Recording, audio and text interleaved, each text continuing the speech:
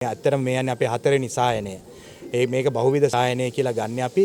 මේක එක පැත්තක් නෙමෙයි අපි කව කරන්නේ හැම පැත්තම උදාහරණයක් ඇටියට පොඩි සායනයේ ඉඳලා කන්සල්ටන්සි වලට යනකම් අපි ලබා දෙන ඒගොල්ලන්ගේ රණක්ෂිතයට පත් අයටත් ඒගොල්ලන්ගේ දෙමාපියන්ට එහෙම නැත්නම් රණවිරු අපේ යුද්ධයේදී තුවාල වුණු සියලුම සෙබළුන්ගේ රණවිරු අයගේ පවුල් වල අයටත් අවස්ථාව ලබා දීලා තියෙනවා. මෙඩිකල් පැත්තෙන් විතරක් නෙමෙයි ලීගල් පැත්තෙනුත් මේක මොන හරි ඒගොල්ලන් නීතිමය ප්‍රශ්න තියෙනවා නම් ඒක අද මෙතන විසඳ ගන්න පුළුවන්. ඒගොල්ලන්ගේ වැටුප් දීමනාවල ප්‍රශ්න තියෙනවා නම් ඒක විසඳ ගන්න පුළුවන්. ඒගොල්ලන්ගේ සුබ සාධන කටයුතු වල ප්‍රශ්න තියෙනවා නම් ඒක අද මෙතන එක වහලක් යට ඔක්කොම කරගන්න. ගිය 26 වෙනිදා ඉඳලා අපි පටන් ගත්ත සෑම කඳවුරකම කාට හරි ප්‍රශ්නයක් තියෙනවා නම් ඒ ළඟම ආසන්නම කඳවුරට ගිහලා එයාගේ ප්‍රශ්නේ ලබා දෙන්න. ඒ කියන්නේ ඒක ලිඛිතව එහෙම නැත්නම් ඩොකියුමන්ට්ස් ඒගොල්ලන්ගේ තියෙන ලිපි ලේඛන සහිතව ලබා දෙන්න.